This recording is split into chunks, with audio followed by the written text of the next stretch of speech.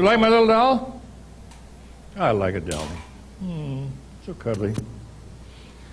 You know, over the years, I've been to Guatemala many times. In fact, I've been all over the Caribbean and Latin America. And there was a time I was visiting in the biggest garbage dump in North America. I figured an average day, it's somewhere 3,000, 3,500 people are scavenging for a bite to eat. Most of them are elderly widow ladies or their grandchildren. And I was walking through, talking to different people, and I came upon a little girl, maybe 4, 5, 6 years old. Her dress was torn, it was dirty, she was dirty. And she was sitting rickety old pail or rock or something. And she had a doll in her hand, a doll like this, but it wasn't quite like this. The doll was filthy, didn't have a foot or didn't have arms. And then she had a little stuffed animal, too, like this. Didn't have a head on it. This happened to be a bison. And she was sitting in front of a mud puddle, really muddy, muddy water. And she was washing her doll.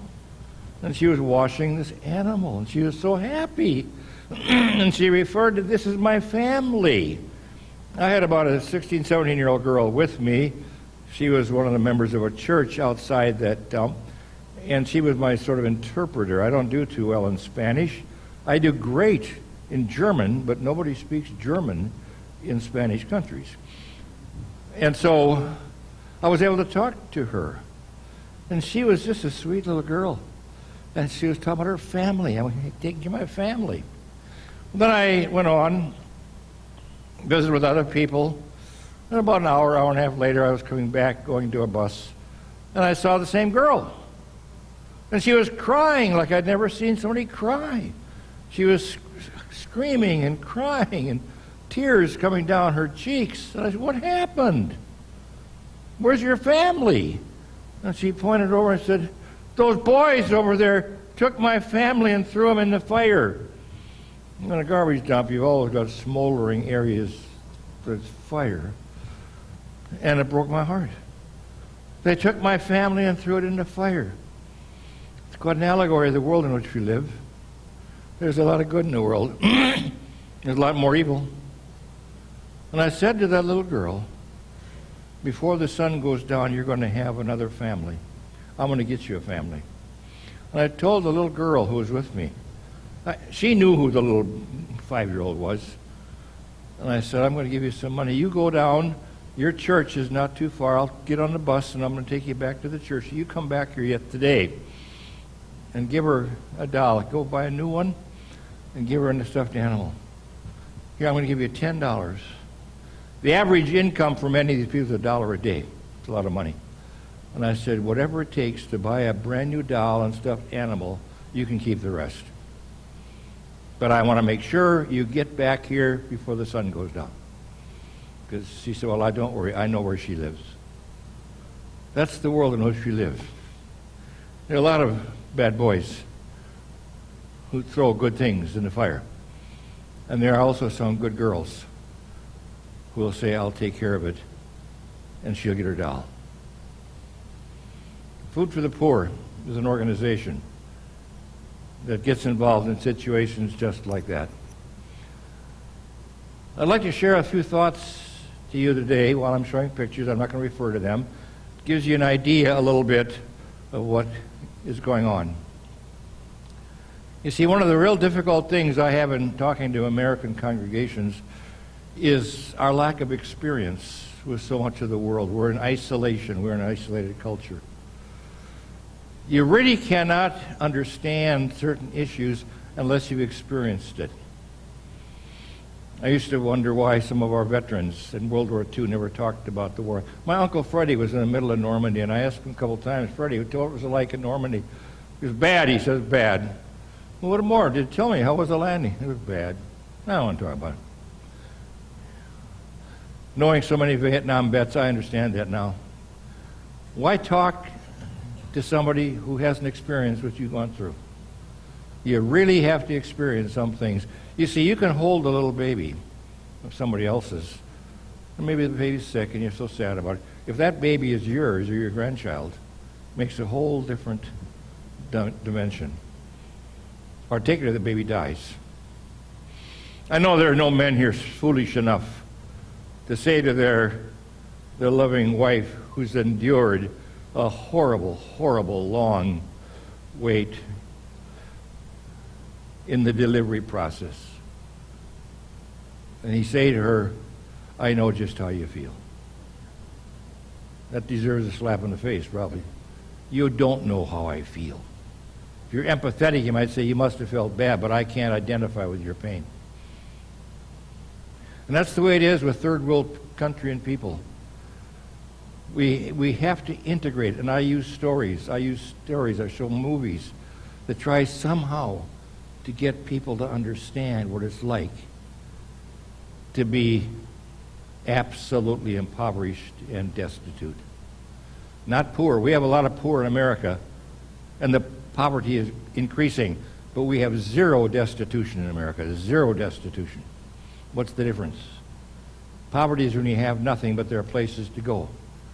Unemployment insurance, Social Security, pension plans, union programs. Nobody in America is going to die on the streets of starvation unless they have had other issues like drugs.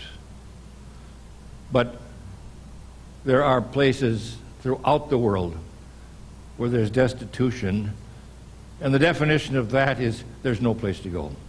Your family has nothing, your friends have nothing, your church has nothing, your government, if it has something, won't give it to you, it goes to their buddies. You're going to die. Did you realize that 20 million people on this planet die every year of starvation? 20 million people! And food has nothing to do with the equation. There's enough food to feed every man, woman, child into obesity. So why do we have 20 million people dying of starvation? What's the number one cause of world poverty? Corruption in government. The food is there, but it's the corruption in government. The rich get richer, the poor get poorer. Now, there are many wonderful people that work for governments. Some of you are here. The people are wonderful. It's the collective leadership of government that has the corruption all over the world. I sometimes say the difference between corruption in a third world country and our country is, in a third world country, the guns are on top of the table. In our country, it's more subtle. The knives are under the table. You don't see them. But the sin is still there. And it's in that context that we look at the world. Jesus himself took his inner circle of disciples to the Mount of Transfiguration together with Moses, Elijah, and Peter himself said on Transfiguration, I see the glory of God. I see the glory of Jesus. I'd just like to stay here. Let them go back in that valley. Sin, death, corruption now. And Jesus said, no. I'm just giving you a glimpse of what the glory of eternity is, to give you some strength. But we have to go back into that valley. And so often we miss this point on Transfiguration. He just didn't talk to Peter, James, and John, and Elijah say, go back in the valley. He said, I have to go back in the valley too. There's something waiting for me. It's called a cross. And I'm going to go on that cross. I'm going to give my life, shed my blood for you. And I have to do it. And he has told his disciples, no, after that resurrection, you go into that world and be my witnesses. It's not going to be easy. And they found out it wasn't easy. Every one of them was a martyr except John. Not going to be easy. But that's your calling as the people of God. To go into that world with the same heart of Jesus, with compassion and grace. Food for the Poor came into being only 34 years ago by a group of Christian laity. They were in the import-export business, and part of the family still are. And being in the import-export business, there are a couple of things they know. And one of the things is they know how to get stuff around the world. They know how to ship things. They know how to get good prices. We buy things from all over the world. And Food to the Poor began 34 years ago when one man, his heart was touched by he saw the poverty in Haiti. And he said, we have to do something about it. One man. He went to Publix grocery store and says, give me some food. I want it free. I want to start feeding the people. He knew the people at Publix. They did a lot of shipping for him around the world, getting stuff for Publix. They thought he had lost his mind. They gave him 200-pound bags of rice, and by Monday morning he was standing at the street corners passing out rice. That was the beginning, only 34 years ago. Food for the Poor is now the largest charity philanthropy in North America. 5 years ago already we went over $1 billion, that's with a B, $1 billion of shipments. Last year, 2015, we shipped out $1.6 billion worth of resources to 17 countries in Central America and the Caribbean. The largest philanthropy in America. The operating costs, the expenses, the admin costs of $1.6 billion was 3.6%. Nobody comes close to that. Not even the churches. Churches are more like 30%. Most charities are about 28%. But we don't have big salaries. We get stuff around the world at good prices because we are large. Now I say that for this reason. We are ecumenical. We are not Lutheran or Catholic or Presbyterian. We are all of them. We are ecumenical. And that's very critical. We sometimes want to do things alone in our own isolation. If I would go to Pfizer Chemicals and say, I'm a Lutheran, we have a little hospital in Port-au-Prince, can you get some medicines free? They'd say no. But if I would come and say, on behalf of the Christian community, which includes the Roman Catholics and the Methodists and the Presbyterians and the Episcopalians and the Lutherans, can you help us? It's absolutely. Pharmaceuticals are tremendous supporters of our ministries in pharmaceuticals. The shipping line may be a surprise to you. We get literally hundreds of millions of dollars from the shipping companies because they make their money in the Caribbean in the summer and winter time. They see the poverty. Many of you have been on cruises. You've seen the little beggar children trying to look through the fences. When I see some people give them little dollars, we say, don't give these little beggar kids dollars. Collect all the dollars and build them a school. That's what they need. They don't need a dollar, they need a school. They need a clinic. They need a hospital. And that's what we have been doing. And in that 34-year period, we have not moved away. We still feed well over 1 million people every day in 17 countries. I can't go into the mechanics of it. It's phenomenal, the mechanics of how you feed 1 million people. Sometimes we were up to $2 million. We had enough bread. We are a big distributor of USDA surplus products because we're ecumenical. And because of that, they also know there is nobody as efficient administratively as this Christian organization. And it is a Christian organization. Every school we support, 983, is a Christian school. And every school we support in Latin America and Caribbean has a cross of Jesus Christ in every classroom. We begin the day with prayer. We end the day with prayer. Before they have lunch, we have a little chapel in every one of our 900-plus schools. The story of Jesus permeates the education. Because simply to give people food, you all know the old story. Give a man a fish, you feed him for a day. Teach him how to fish, you feed him for a lifetime. And our goal is to make people become self-reliant and proud of what they can do. And by God's grace, we see His guiding hand. And that's why already 25 years ago, we shifted a primary focus on education.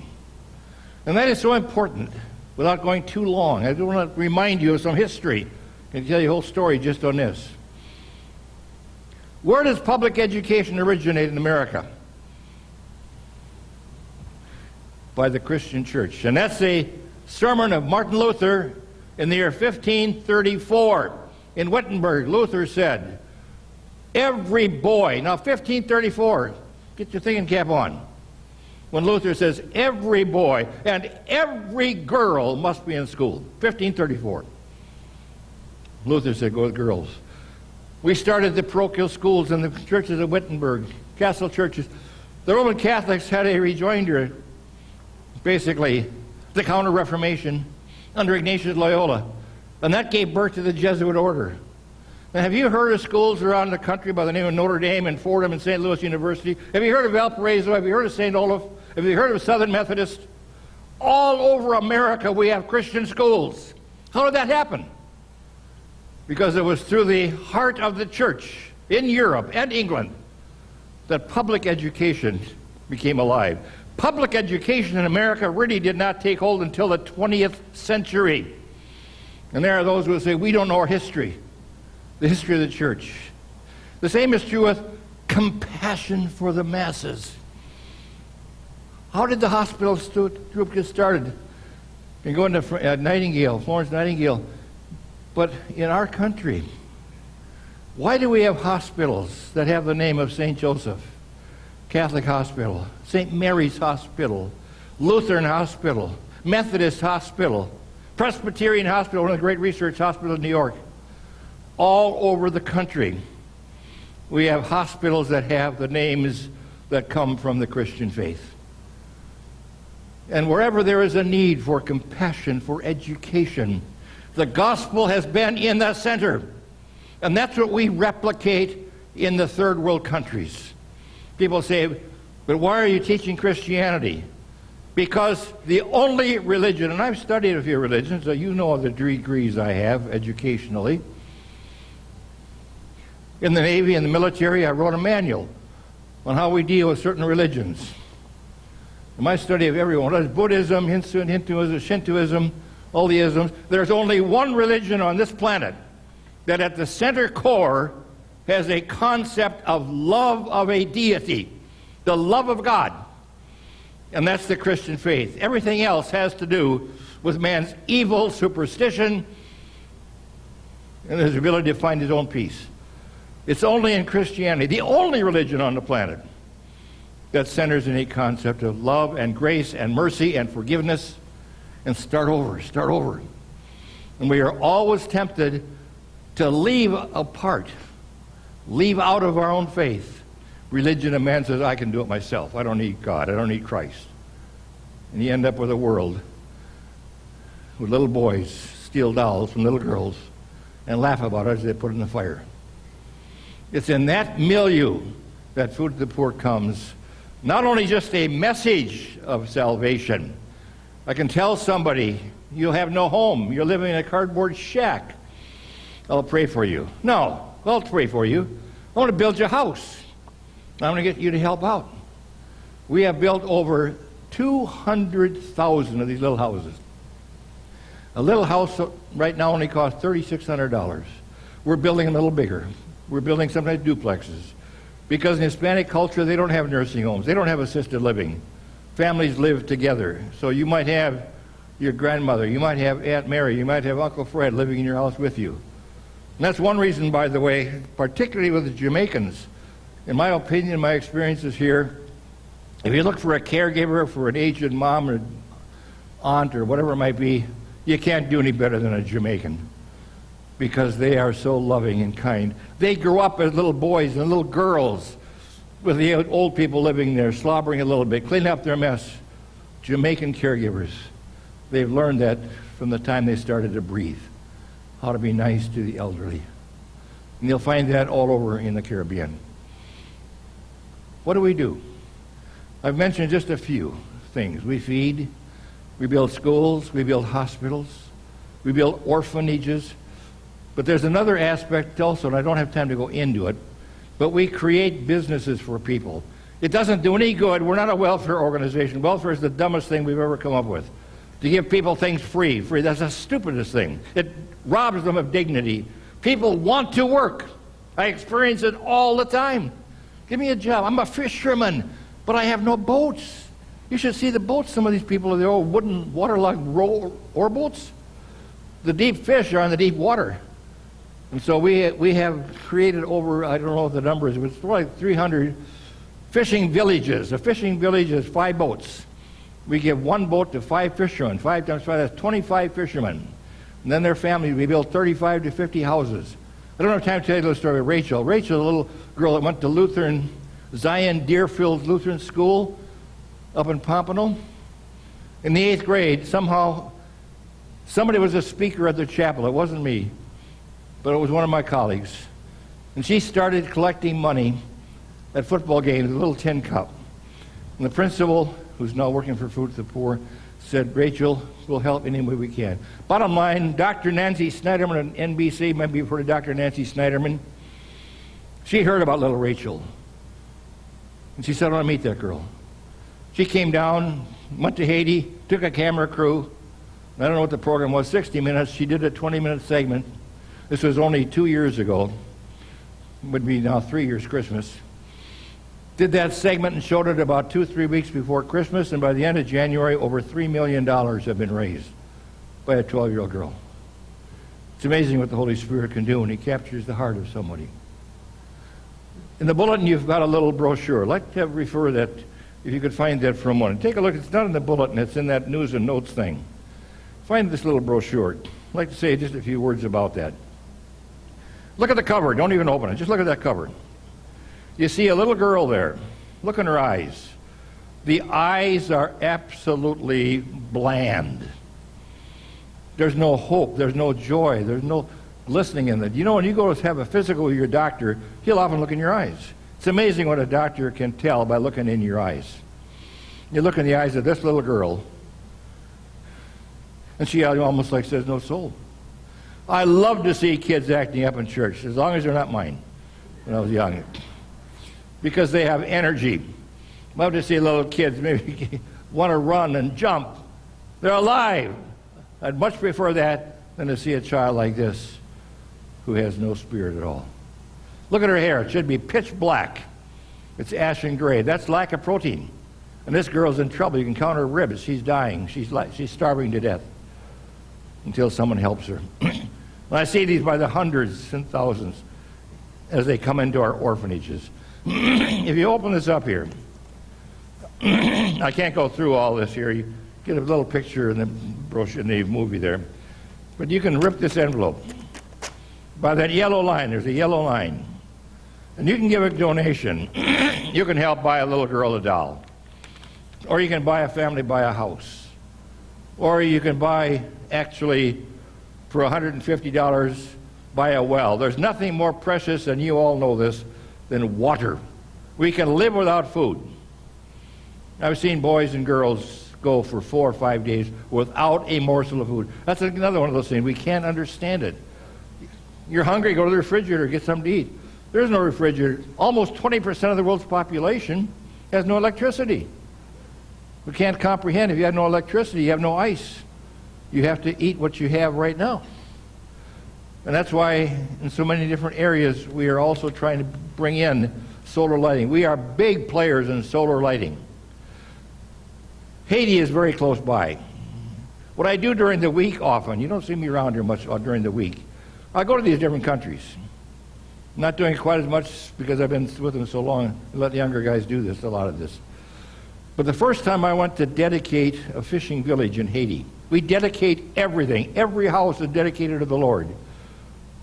Every key given to a person is done with a prayer. And we are continually, a phrase I love to use, and I use it often, with children. Often children, I'll say, do you have any friends? Oh, a few friends. Let me tell you about a friend of mine. And I come, and that friend, you can talk to him anytime you want. You can walk with him, you can talk with him, he'll talk to you. Talk about prayer a little bit. I like to talk about my friend Jesus. And you can have that friend too. He's your friend. And there are times I've come to these villages on a trip, and they run to me, grab me around the legs. They'll have 4 or 5 kids, boys and girls. And the one thing often they say, and it almost brings me to tears, tell me some stories about my friend. They love to hear Bible stories. Tell them the story of the Good Shepherd. You can do that real quickly. Tell them the story of Zacchaeus, the little guy up in a tree. Isn't that funny? It's all about my friend Jesus. You can provide a gift to help build the solar energy, to build a school, to build a little clinic, to build a well. You see, when people don't have food, what do? You've never been in a position. I never have. I've never been in a position I go 5 days without food. I've gone a day without food with the Marine Corps, and that wasn't because we didn't have food. We weren't able to get some. But what they do in third world countries, when there's no food, the women go down by the river creeks and they scoop up some mud and clay and then put out in the sun and dry. It dries by the sun. And then When a child gets hungry, you break off a piece of that mud and clay, put a little sugar on it, a little sweetener, and give that to the children. It works for a short time because there's something in the stomach. A piece of bark from trees will help do that too. And sometimes they'll serve them bark. But there's something here they don't see. It's called bacteria. And that gets in that little body, stretches those muscles, dehydrates the body. We plead to the mothers, don't use it as poison, it can kill your child. But how do you explain bacteria, hygiene, to a woman who's illiterate? And that's why schools are so important. What she might do is run to the voodoo priest. They'll kill a couple of chickens as an incantation. They used to be babies they'd kill, but now they kill chickens. Sometimes we've heard about that down by our beaches here in South Florida. But we tell them that's not going to work. You got to go to a doctor. You've got to also put your hands together in prayer. And we're going to get you something. We want your kids to be in that school. That's where you learn about bacteria. Illiteracy is a scourge in the 21st century. If you can provide a gift, you can put it in this little envelope and give it to me at the door as you leave the church this morning, or at the back door, an envelope back there too. And put that in there. You can put in $100 bills. You can put in money. Some people put in $100 bills. They put in $5 bills. Favorite one I ever received, I had 37 cents. Sometimes you get 52 cents. 37 cents, a little boy put in money from his little purse. And he had written on there, if you need more, let me know. I can get some more. To me, that was $1 million. Not the amount of money. It's the fact that someone is making an effort. God's peace is to know also our friend Jesus. We want to give that friend to others. P.T. Niles was a great missionary in India. Someone asked him once, Dr. Niles, I want to be a disciple of Christ. How can I be a soldier for Christ? He said, very simply, he was quite a theologian, Dr. Niles. He said, to be a disciple is simply one beggar showing another beggar where to find a piece of bread. I'm a beggar, and so are you. Join the rank of beggars, because you and I do nothing of ourselves apart from God. The gates of heaven are not because of what we do. It's because of what Jesus Christ has done for us. We are the beggars living in destitution of sin. It's Jesus who came among us. He walked with us. He lived with us. He suffered, died, was buffeted, went to a cross. That's what love is about. It's giving myself for another. That's what love is about. We just observed Memorial Day to understand the dimension of love for others who gave their life that we might have freedom and protect it. If you can give a gift, I understand. If you can't, there are many priorities we have in life. But you can always do one thing that doesn't cost you a penny. Keep us in your prayer. Keep me in your prayers as I travel around trying to help little girls with their families of dolls and animals. In the name of the Father, and of the Son, and of the Holy Spirit, amen.